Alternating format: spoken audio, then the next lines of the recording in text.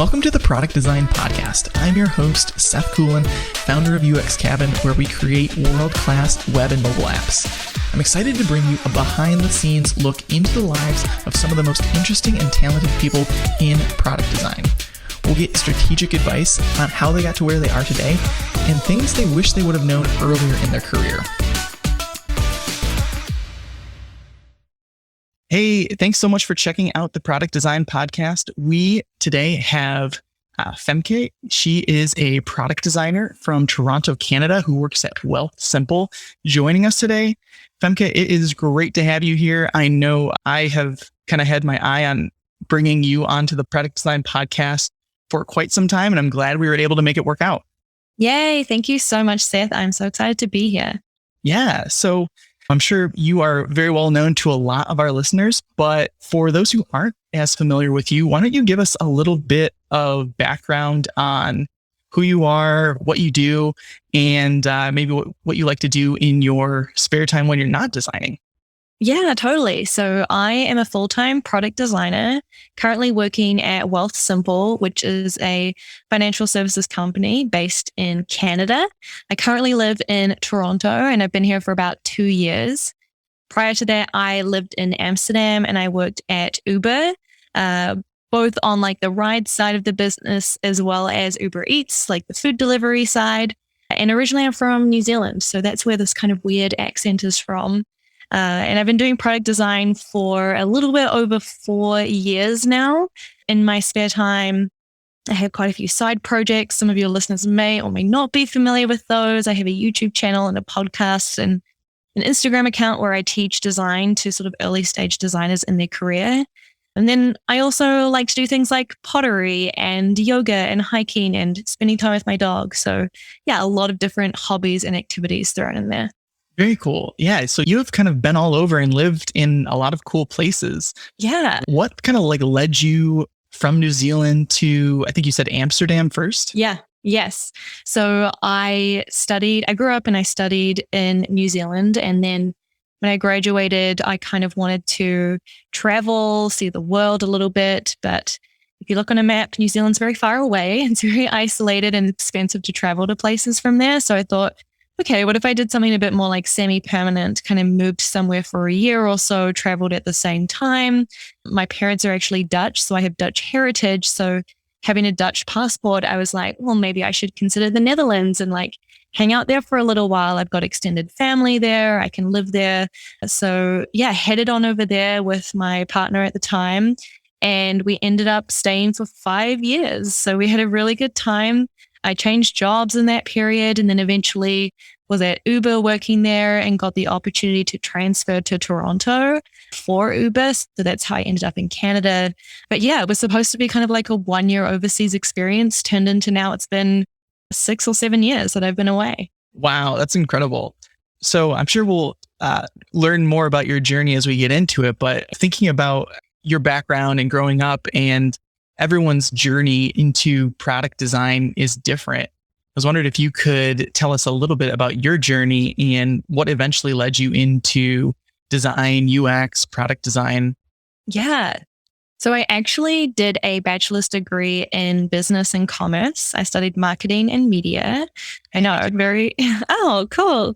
Yeah, a lot of people assume I like went and did like a design degree, but I did not. So I did that. And then I started working at a startup, got kind of interested in design while I was there and started taking design classes part-time at Massey University. I took like a graduate diploma in visual communication design, which is a long way of saying graphic design, essentially. So I was working sort of part-time at the startup. I was studying graphic design part-time as well, did that for about a year and a half, and then started working full-time at the startup after I graduated. But it wasn't sort of full-time design role. It was a lot more of kind of like, being a jack of all trades. It was only 10 people at this startup. So I was helping out with the website and the marketing and the customer support and doing a lot of different things, not working really on the product, but more like the graphic side of design while I was there. But I was really interested in the product and the design team that was actually building the tool that we were working on, and was trying to figure out a way how to make that sidestep transition from like graphic visual marketing design to product design. So that was kind of my introduction to product design, was being at the startup and seeing like the product and design team creating this tool from scratch. I thought was really interesting. Yeah. So when you were kind of doing the more generalized graphic design, were you drawn to like the strategy behind product design, or felt like that was more interesting to you? Yeah. I mean, this is also like one of my known sort of not weaknesses, but I would say more like growth areas personally, is like in visual design and craft. Like it's not actually a strong suit of mine. I think because I'm a designer, a lot of people assume that I must be really good at drawing or really good at like visual design and UI, but I'm not afraid to admit that that is not my strength. And I am a lot more interested and stronger in the more like strategic side, the UX thinking, solving problems, the strategy. And I struggled with that when I was doing my diploma, because the students in my class were so talented from a visual perspective. And I was like trying to keep up, like faking my way through Photoshop. And so there were a couple of courses during that diploma that were in UX. And that's where I really enjoyed it and really sort of thrived. So I kind of knew, though I was enjoying design, I was definitely more interested in the UX product side. Yeah, that's really cool. I kind of feel like I had a similar experience when I was going through school and kind of going through some of these like introductory design courses. I was like, man, I am not good at Illustrator. Yeah. I'm never going to be able to make this look good. But then I kind of stumbled into design systems. And I feel like my strongest suit is more on the UI side of things, the really technical systems approach and applying, consistent rules across the board. But you ask me to do a custom illustration, I'm just like, no. Yeah, totally. It's like, as soon as people hear the word design, they just think you're like some unicorn and can design anything. Like I have a poster for you to make for me. Right. Yeah. But I feel like I'm definitely more of like a T-shaped designer where, I'm like definitely can go like more deeply into one area of design rather than being like this jack of all trades. And that's fine. Yeah, absolutely. We all have our strengths and weaknesses and all of that. So cool. Yeah. Thinking about your time from the startup and then moving eventually over to Uber, wondering if you could kind of tell us a little bit about your career journey, what led you to Uber, and how you actually ended up landing a job there. Yeah. So as mentioned, I was at the startup. I was really interested in product design. So I had asked a couple of times if there was opportunity to transition internally to the product design team and work on product design full time. Kind of waited a little bit for something like that to happen and an opportunity to open up, and it just wasn't happening. So after I'd been at the startup for I think 2 years at this point, I was like, okay, well, I've been here 2 years, feels like a good amount of time. I'm really ready to make this transition to product design. So maybe it's time to start looking elsewhere and considering other opportunities. So I was in Amsterdam by this point. So I was looking around locally there to try and find different product design opportunities. I applied at several places. I interviewed at a few.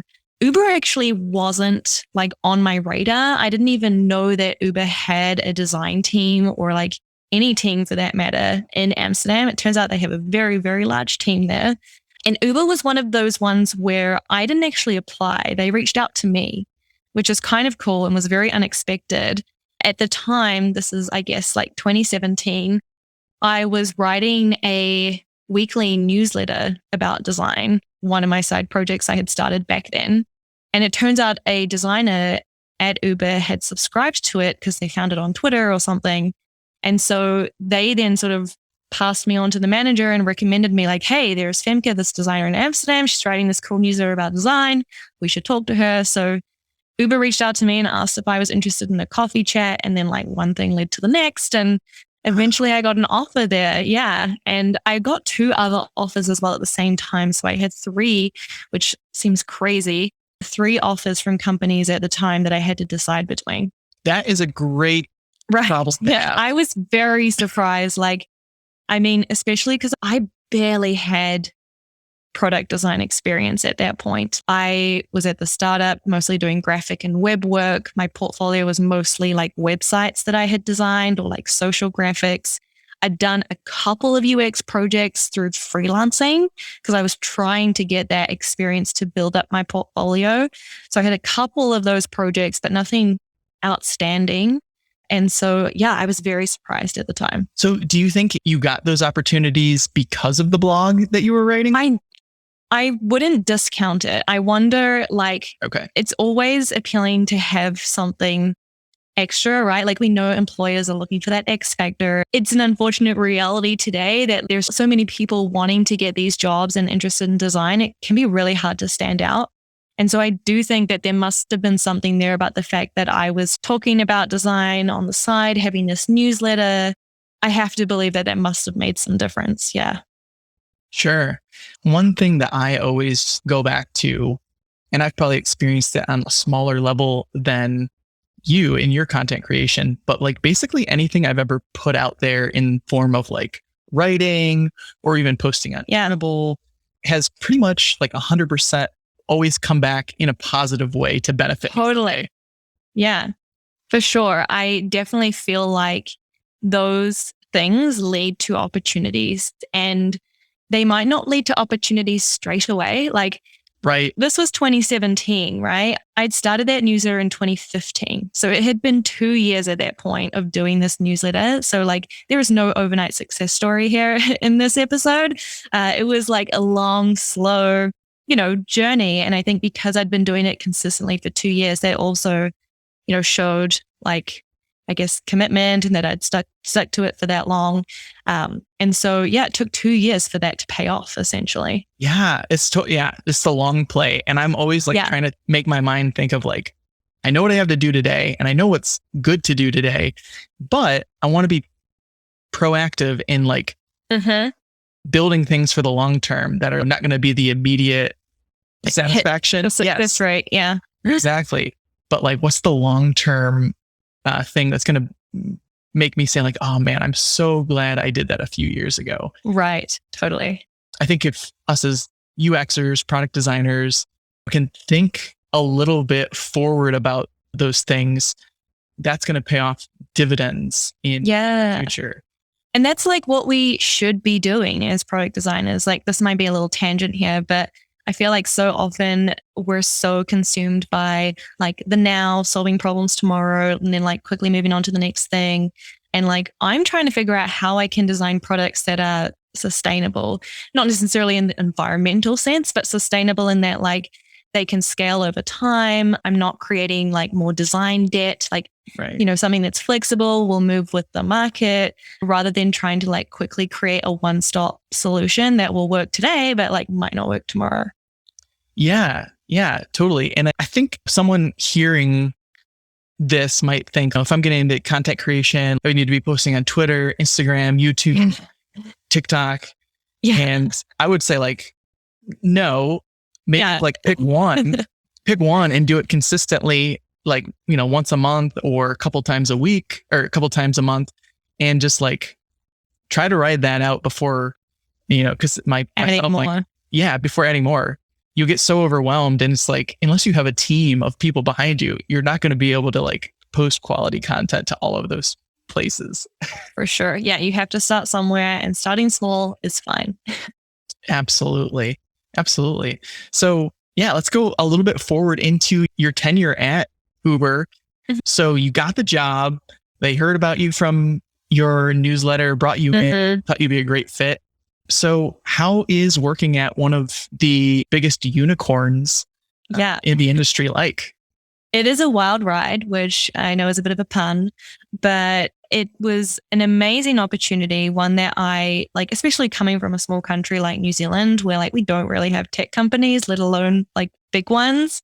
I never imagined myself working somewhere like that. So it was a bit of a culture shock, huge opportunity, was worried I was going to like totally fumble it, and like that I was coming in as a total imposter and a fraud. Like, I have no idea what I'm doing. Right. I'm just going to land on the job and figure it out.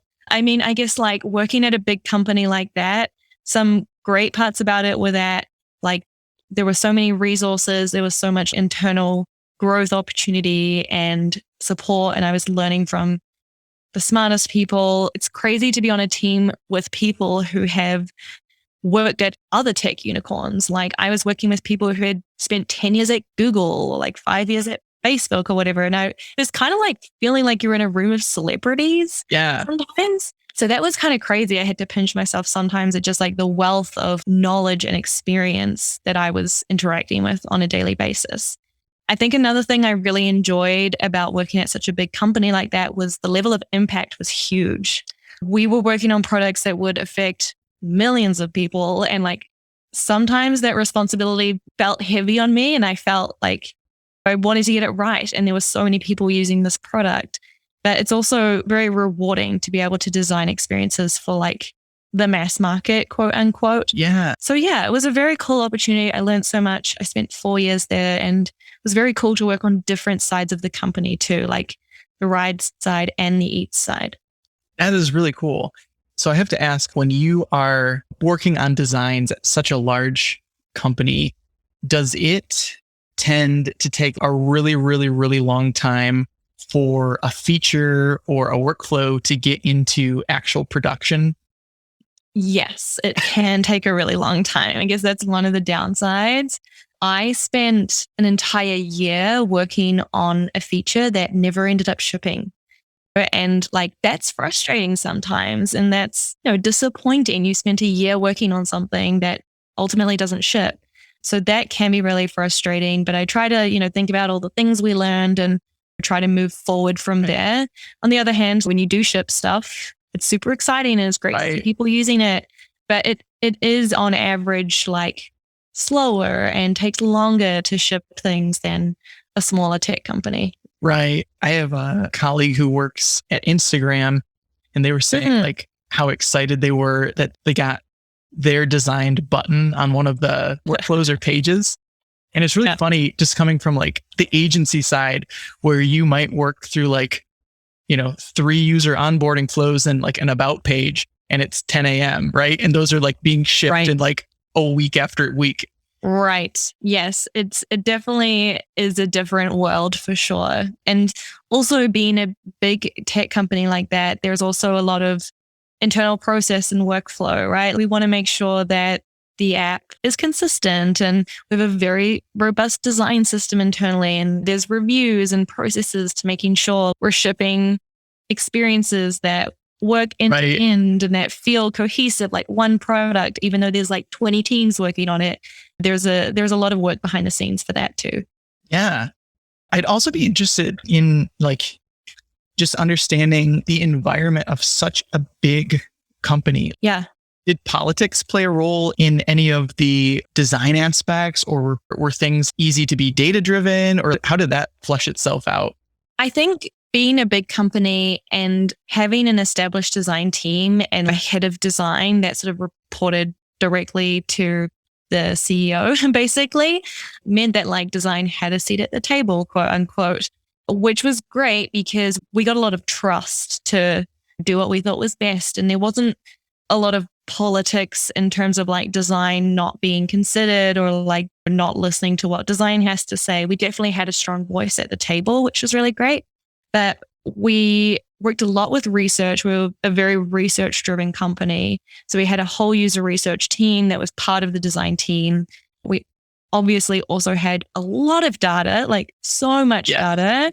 So we had data scientists that would help us with that as well. It was kind of this nice like collaboration between design, research, data, and then of course product as well, who would kind of, help steer the ship and come up with different initiatives. Yeah, that's really cool. I think anytime you're working with Uber level data, it probably takes a lot of the guesswork and the personal opinions out of things when you can be like, I know you like this flow or this color, but the data says otherwise. Totally. And it took me a while to adjust to the scale of Uber, where if you're moving the metric by like 0.5%, like that's a positive. We're talking like millions of dollars. Right. Like points of a percentage could be millions of dollars. So I've had projects where the success rate was 1.7% lift in whatever. And everyone's like so pumped that we did such a great job. And 1.7% might sound like nothing, but when the scale is millions of people, like that can be very impactful. Absolutely. Absolutely. So then after Uber, or you're kind of coming to your end of your time there, what kind of led you to your next opportunity? Yeah. So while I was at Uber, I spent 2 years working on the money team, the money design team. And I really enjoyed my time there. I enjoyed like fintech kind of challenges. I enjoyed talking to users, about this kind of topic and learning about, how people deal with finances around the world. So I was kind of missing that and interested in kind of getting back into that fintech space. So started to consider places in Canada that were in the fintech space that I could work at and have impact. And Wealthsimple was one of those places. Again, it's kind of like an untraditional story where the design director and I had a coffee chat and like one thing led to the next. And I had my eyes on them for about a year before I ended up joining. So I was kind of like planting the seeds early, even when I wasn't yet ready to leave, knowing that when I would be ready to leave, like I had planted that seed and it was like ready for that opportunity. Yeah. That is so smart. And again, just from my own experience, I can't even say enough for how much just beating someone in a non-pressured situation can do such a difference. Yeah. For your career. Like when I was freelancing and then starting my company, I got so much work just because I had lunch with someone 9 months ago and they knew me and were comfortable with me. And I think the way that you went about that is a fantastic model for someone to do if they've got their eye on something specific or they know they want to, get into a certain field. Yeah. Meet people who are, in low pressure situations where they can become familiar with your personality, and then they can learn about your skill set over time. And you can kind of have a warm foot in the door there. Exactly. And that's why you always hear about the benefits of networking. And I know it's awkward sometimes and cringy, and maybe you're introverted and you don't want to do it, or you're like tired of cold reaching out to people on LinkedIn. I know, I get it. I've totally been there, but like it's the 1 to 2 people that you do form that connection with and where like that spark happens, that it can be super valuable and totally worth the time. So yeah, I just always make sure that I'm engaging with the design community, chatting to people, learning about what they're doing, not necessarily in the context of like, hey, I want a job from you, but let's just get to know each other. And then, maybe in the future, there will be a job opportunity and we'll have already had that foundation set.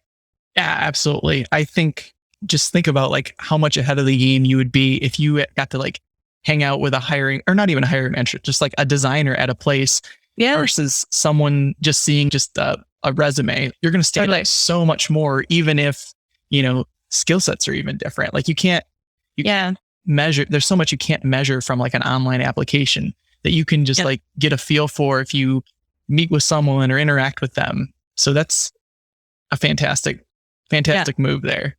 Thank you. Thinking about what your day-to-day looks like now, can you give us a little insight into what that looks like for you?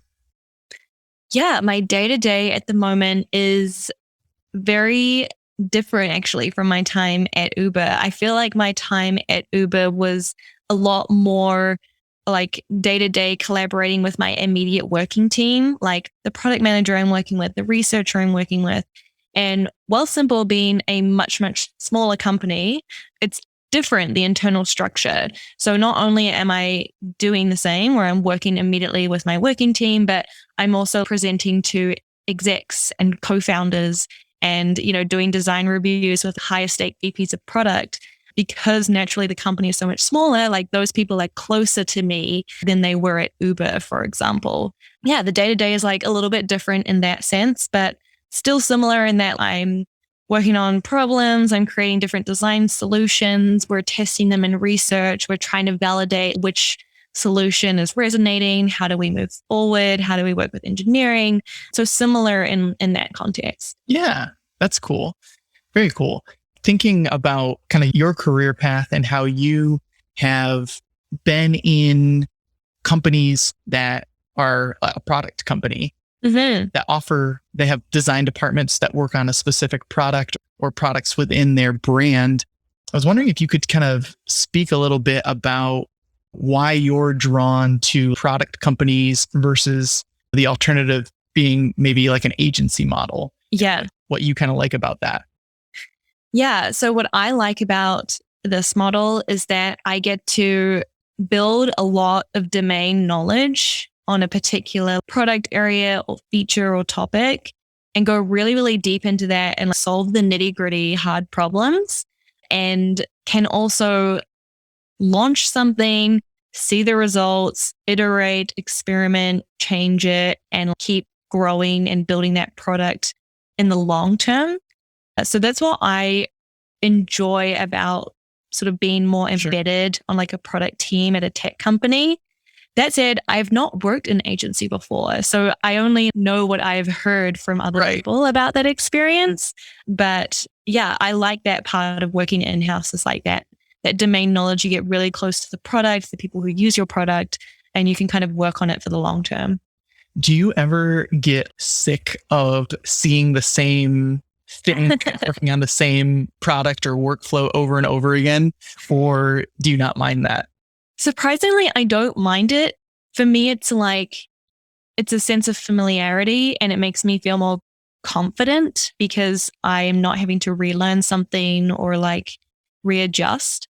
So I like the familiarity and the stability of like opening Figma, and it's the same design system I use every day. I feel like I can become a bit of an expert and more confidently make decisions and know how to use it, where to go, what to do. So I like that sense of familiarity, but I can see how some folks might not like that, and they might want more variety and more challenge in terms of a different brand to work with or a different style. For me, I personally don't mind. Yeah, no, that's cool. I think personally, I kind of have shiny object syndrome, and I feel like if I'm working on for something for too long, I get too embedded and I can't think straight. I'm like, I need to go work on something else and come back to this later. Yeah, that is sometimes a challenge where you feel so deep down the hole. It's like hard to take a step back and look from an outside perspective. And I've definitely been there too, where I'm so far into a project and someone has to come and pull me out. I like that we have research as a resource too, to kind of like help in that situation a little bit.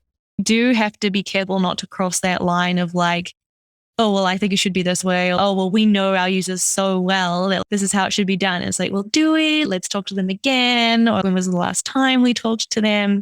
So that's always a good reminder. Yeah. Yeah. No, that's cool. Yeah, totally. It's just, different strokes for different folks. Mm-hmm. Some people are going to be much more suited for an in-house product team, some more suited for kind of spinning a bunch of plates Definitely. And being in an agency environment. But yeah, it's kind of like, I don't know, I always enjoy getting people's takes on what they like, why they like, that particular thing, and how that kind of suits their personality as people are considering what field or what position to apply for. So I think that's totally really good insight. Looking from where you are today, looking back to your experiences and how you've grown, is there anything that you look back and you're like, oh man, if I would have known this when I was my younger self, I would have done so much better and such a better experience. Is there anything looking back that you can say like, oh, I wish I knew that when I was younger in my career? Yeah. I mean, sometimes I wish I'd done a boot camp instead of like a diploma. For context, like in New Zealand, where I was at the time, UX product design was so unheard of back then. There was no really courses for it. So that's why I ended up in this kind of graphic design class. But if I could have taken like a more niche kind of specifically UX design, I would have loved to do that. Like maybe something remotely from overseas or something could have been nice. I kind of had to figure it out on my own through freelancing and just kind of like faking it till I was making it a little bit. And that was definitely challenging at times. And now when I go back and look at that work, I'm like, oh my gosh, this is so terrible. I feel like we always have that when we look back at our work. And in a way, the fact that I think it's terrible also kind of makes me proud, because I'm like, well, that proves that I have grown since then and I have learned a lot since then. That's always good too. But I think another thing that I would have loved to have done more is like be more involved in the design community. I mean, I did eventually start doing that, but I always wish I'd started doing it sooner than I did. I only started really doing that after I had finished my studies. And sometimes I'm like, well, imagine if I'd started doing that while I was studying, like going to conferences or like talking to other designers. I was so with my school blinders on, like not really thinking about the real world at that point. But yeah, it could have been different if I had started to engage more in the design community. That's great advice. Kind of going into another aspect of your work is you have a lot of different things that you do and produce for the design community. So I was wondering if maybe we could get into some of your side projects and I could kind of pick your brain on some of that. So yeah, why don't you just give us like a little list of all the things that you got spinning right now? Yeah, sure. So I have a YouTube channel where I teach design and make videos there, obviously. I also have an Instagram account that is sort of complementary to the channel. I have an email newsletter, the same one that I already mentioned earlier. I also have a job board where I help designers get jobs in design. I also do mentoring, so one-on-one sessions with designers on SuperPeer. And I have a podcast as well about design and side projects with my friend Charlie. So I think that about sums it up at the moment. Yeah. Okay, so I'm going to ask the obvious question. How? Yeah, this is a great question. Okay, several different ways. I think the first way that I managed to do this is I say no to a lot of things and I prioritize my time. So I kind of learned this the hard way when I would just say yes to everything. And kind of like we were saying earlier, I think you touched on this where there's this like facade that you have to like set up everything from day one, right? Like have the Instagram and the YouTube and like do it all from day one. And I definitely felt that and experienced that. And it was really difficult. So, saying no to things, really prioritizing, going for the long, slow growth, that has definitely been helpful for me. And then like making time, because like you're never going to find more time, right? Like we all have the same amount of time. So making set time to work on side projects. And for years, that was from 6 a.m. to 8 a.m. for me. Wow. So, yeah, I'm a morning person. I would get up, I would work on my side projects for 2 hours before work. So that really helped for a long time. And then lastly, now today, kind of fast forwarding a little bit, is I hire help. So I have 2 freelancers that I work with who help me a little bit behind the scenes. I'm fortunate enough to be at a space now where my side projects are generating a bit of income, so I can like reinvest that a little bit and use that to pay for freelancers. So that has also been a really, really huge help. Yeah, that is super interesting. I think kind of to your point of like starting out the day early, basically thinking of like, if you think about it, like lifting weights or working out, you're basically logging a 2-hour workout every single day for years that kind of helped you build up these things. And it's not like they just magically happened or you posted something and it got 1 million views the first time. But this was like, you were putting in the reps basically. For sure. And like, again, back to what we talked about, well, I did that for maybe 3 to 4 years and then started seeing the results. So like, wow.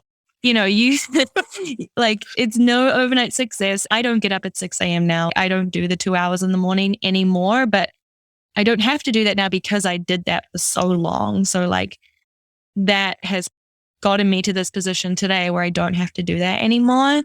But yeah, it's a lot of consistency. I also talk a lot about wanting to make sure my content is consistent, relevant, and recent. It's kind of like my trifecta.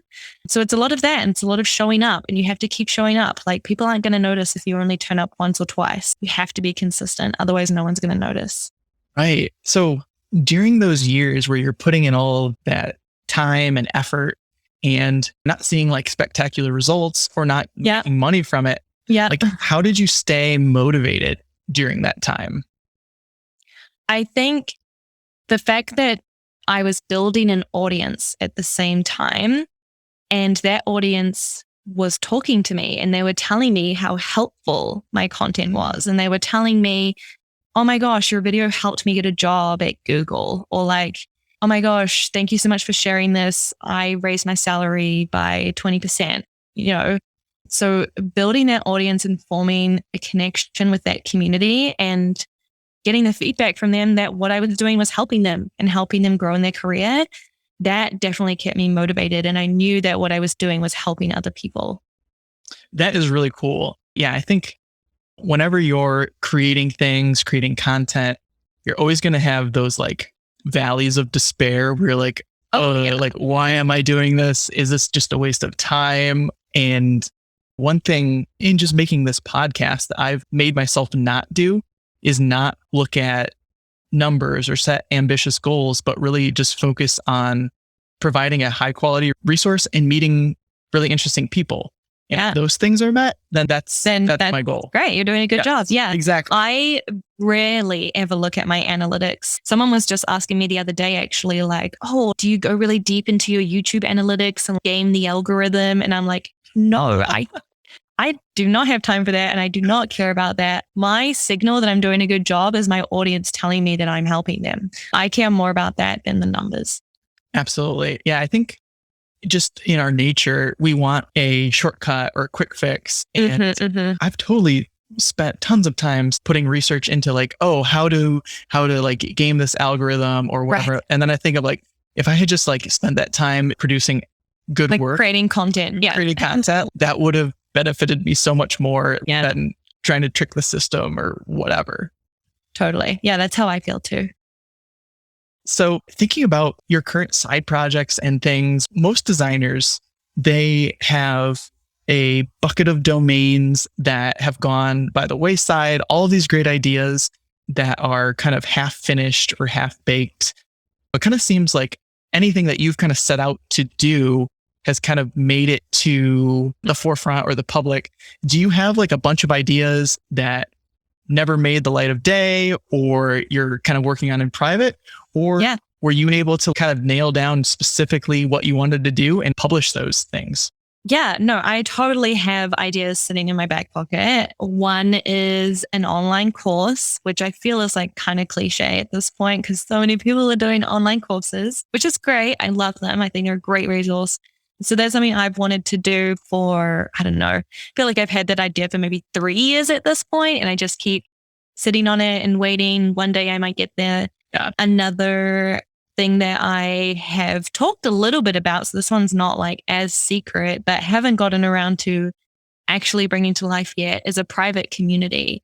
So I have been wanting to work on a private community space where folks can join and get more one-on-one time with me, but also with each other. And maybe we have weekly design reviews, and it's kind of like a community coaching sort of thing.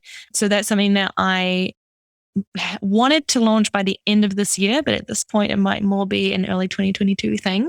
But yeah, those are the two main things that I've been sitting on and thinking about for a while. That's cool. Yeah, I mean, I can probably think of a dozen projects off the top of my mind where I put a hardcore month into, and then they just died on the vein. And it's, I don't know, going back to like shiny object syndrome, it's really easy to get an idea, get excited about it. And then once you realize all the work that goes into it, you're like, I know, so much work. That's also, how I do all these side project things is that I tackle this by getting really granular in the to-do list. My to-do list doesn't look like make a video. My to-do list looks like, okay, draft the script, record the footage, take the thumbnail photo, edit the footage, it goes on and on. Like it's these individual tasks that lead to this bigger, piece of content. Because I knew that if I just had like make a video, it's just going to sit on my to-do list forever because that's so much work. Like you just look at that and you're like, I'm not going to do that. That's too much work. So I really try to break things down really granularly to like the task level. And I just like chip away at it throughout the week. And I always feel like that sense of accomplishment as you get through it. And then that motivates you to keep going. So that's been helpful for me. Yeah, I think it's a great point. It's kind of like that old saying, how do you eat an elephant? It's like, well, one bite at a time. Yeah. And yeah, I can attest to the same thing. If I have just like a really broad thing on my to-do list, I'm just like, You can't put it off. I know it's an iceberg. I know there's way more to it. And I don't pay attention to it. So I think that's a really good takeaway for anything from work to side projects is Yeah, totally. if you can granularize it and make it into small digestible things, as soon as you start checking some of those off, you get momentum, you're rolling, and you know what you have to do to accomplish it. Exactly. Another thing I wanted to get your take on is our journey into product design and UX was its own unique path. And that path is like so totally changed for people who are looking to get into it today. Right. So if someone was looking to switch careers or get into product design today, or they say, I want to be in the same position that Femke is, what would you suggest for them to do today, starting from little or no experience? Yeah.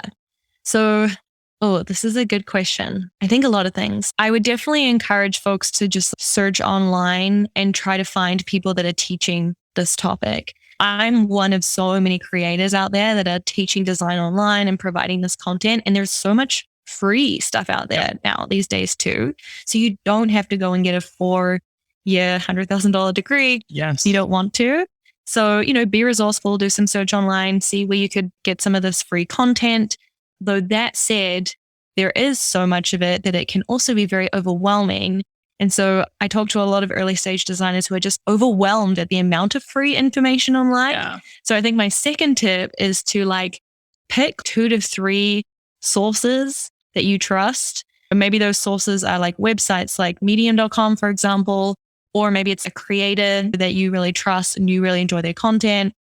Pick a couple and go all in on those 2 to 3 things. You don't need to learn from every single designer on the internet because you're going to hear conflicting things and that might only stress you out a little bit. So that would be my second piece of advice. And then the third piece is adapt your learning to your learning style. If you are someone that does want that rigorous educational structure, then maybe do go and get the degree. That's totally fine. Yeah. Or if you're more I want to learn in my own time, maybe an online boot camp is for you.